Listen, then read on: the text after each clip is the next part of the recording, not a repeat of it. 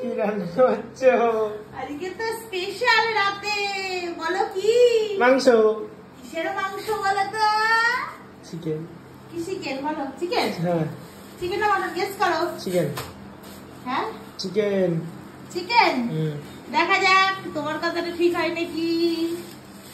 আমি এখনো জানি না বন্ধুরা কি আছে প্যাকেটের মধ্যে আর কি বা এনেছে। চিকেন। দেখা যাক। ওহো, ঝরে ঝরে পড়বে, ঝরে ঝরে। এই দেখো ঝরে ঝরে পড়ছে। চিকেন। ঝরে ঝরে পড়ছে, ঝরে ঝরে। কি এটা? চিকেন। আজকে রাতের মেনুটা কি?